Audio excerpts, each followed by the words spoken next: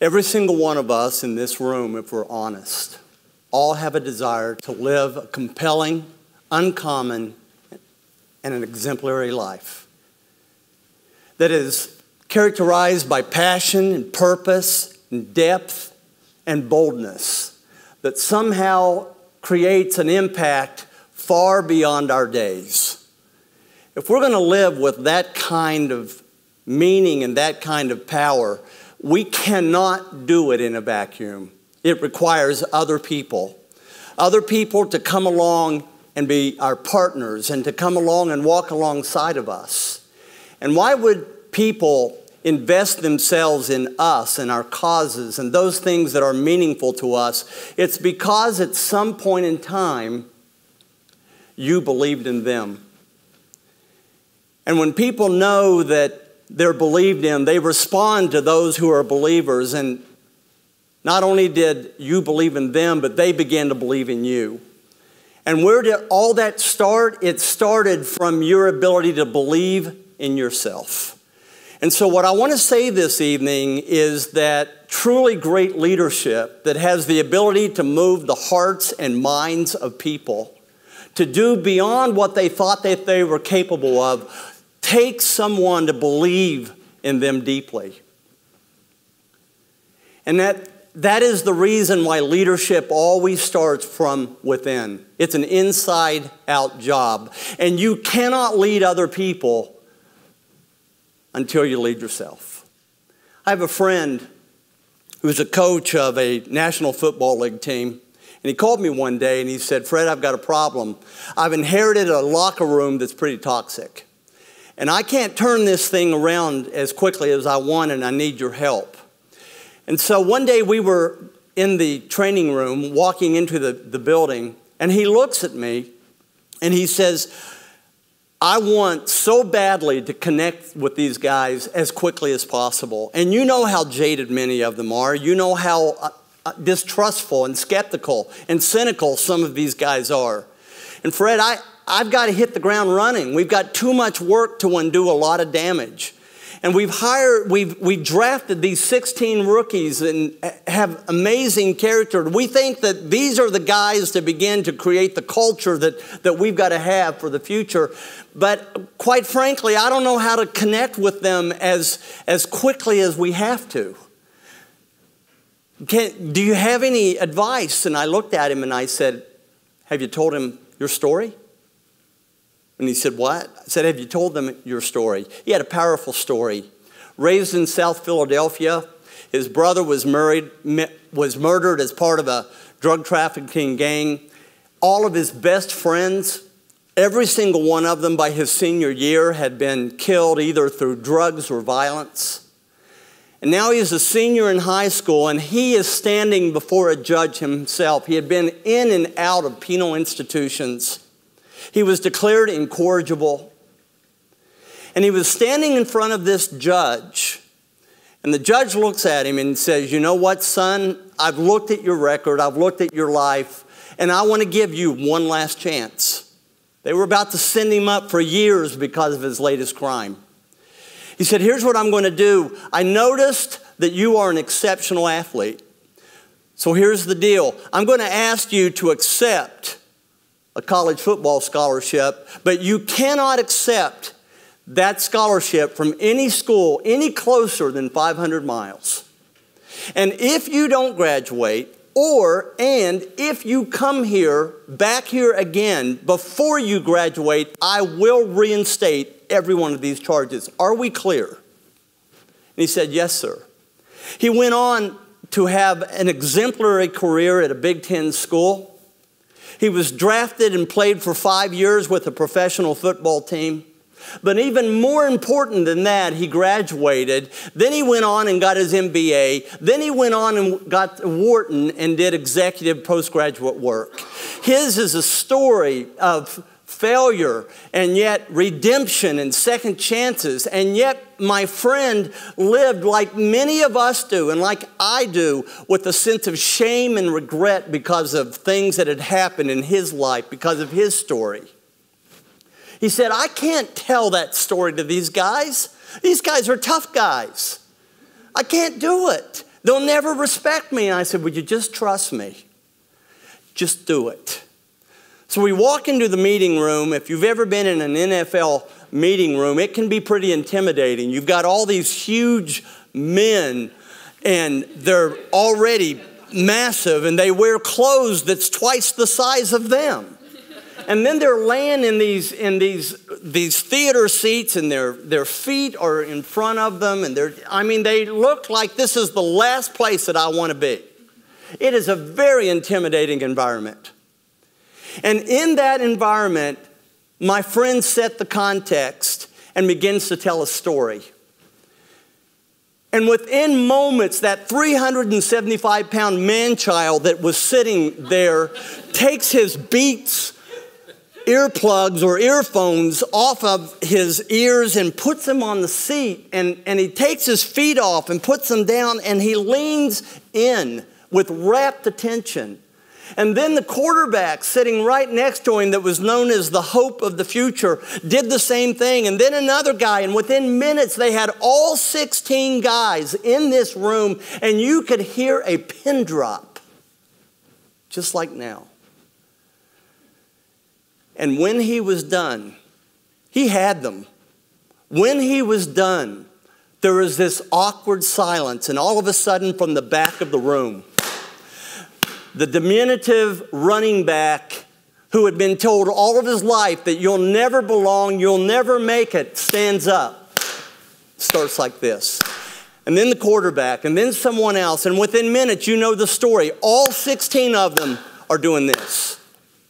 It was one of the most moving moments that I've ever seen in my leadership coaching. Because he took a risk to be real. He took a risk to let people see who he was. He took a risk that he was going to be judged, and yet he leaned in with those guys. And as they were clapping, one of them yelled out and said, "Hey, thanks for being real with us, man. We got your back. You didn't have to do that.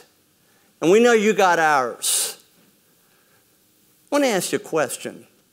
25 years ago, if you were leading a boardroom or a team or an NFL team, do you think that would have been seen as exemplary leadership? I guarantee you not. Because the rules were different then, and they've been changed. You see, the rules of traditional leadership, there are 3 of them. You're a leader if, number 1, you have authority. If you have the position, the seat, the title. But we live in a day today that is governed by a sociological principle that says exposure to information and ideas, as that increases, respect for authority decreases. And as a result of that, we live in an age where everybody at some level believes that they are an authority and that they bring something to the table in dialogue and decision making. And the days of just telling someone to do something are over. Authority is no longer a measure of leadership. People are not impressed with authority.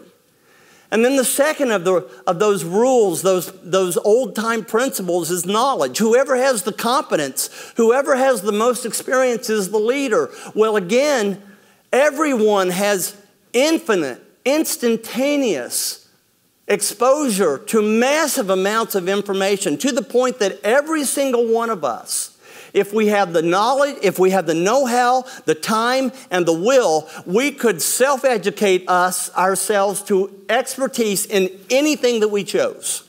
So knowledge doesn't set apart a leader anymore, just like authority doesn't. And then information is the third one, and it doesn't. The old rule was whoever has the information has the power. Whoever has the exclusive information that other people don't have, that person rules the roost. Well, today, everyone has access to information. And so the structure, the foundations of leadership have changed. So how do you lead today? How do you connect to the hearts and minds and get people's passion and belief and their hands and their feet and their minds and their hearts, like my friend did so quickly? Well, there are 3 new rules today. And the 3 new rules are authenticity, transparency, and vulnerability. You see, authenticity is, are you real? Are you who you say you are? Transparency is, are you telling me everything? Is there anything under the table? Do you trust me enough that you're telling me the whole story? Or are you holding back on me? Because if you're holding back on me, it tells me you don't trust me. And if I don't feel trusted, I don't feel safe. And if I don't feel safe, I'm not connecting to you. And the third is vulnerability. Do you know me? Do I know you? Now that's the tough one, because that has changed the discipline of leadership. You see, one of the most challenging parts of being a leader in today's culture is you've got to do a deep dive into yourself.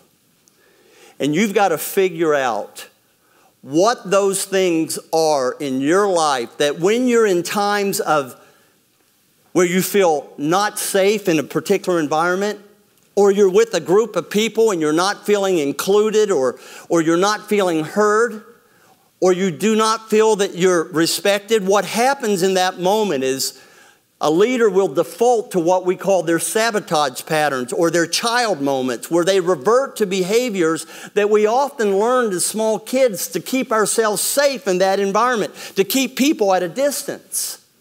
And it works for us in that moment as leaders because we're keeping people at a distance, but you're killing your leadership. Because you cannot lead people and push them away at the same time. And so great leaders are willing to do the deep dives and look at themselves and say, what are the behaviors in my life that I need to change? And do I have the courage to take that deep look? The problem or the challenge with that is that so many leaders that I deal with, they are so intimidated by me because they think that I'm just going to do X-ray vision into their heart. I don't tell them I can't. It's a point of leverage. But let me give you some thoughts. The average leader is so afraid to go there because they're afraid that once they go there, they're going to validate the level of self-hatred that many of us carry about ourselves. And we don't want to validate that, so we don't go there. And we keep people at a distance. Let me give you a staggering fact. The average American leader, from a scale of 0 to 10, has a self-belief level of 2.7.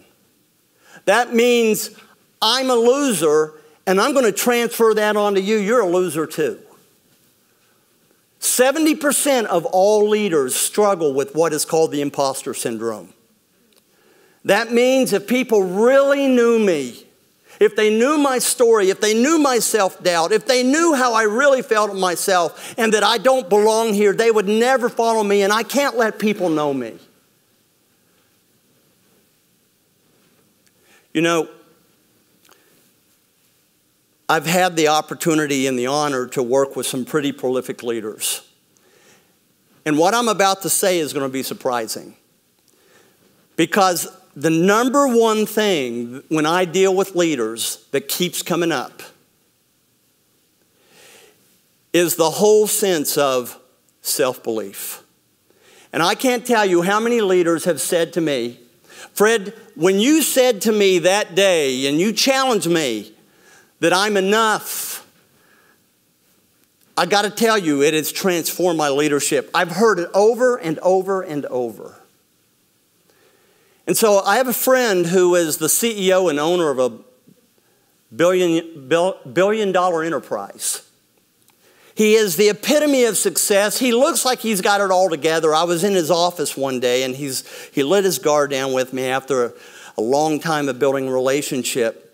And he was talking about the sheer terror that he feels in his life because he's afraid that it's all going to fall apart, that someone's going to pull the card out of the deck and it's all going to it's going to collapse because he doesn't feel it's real, because he doesn't feel he's real.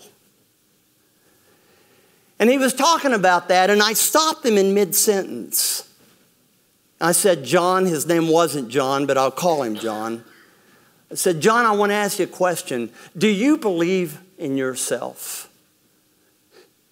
He goes, oh yeah. I said, stop, listen to me. Do you believe in yourself?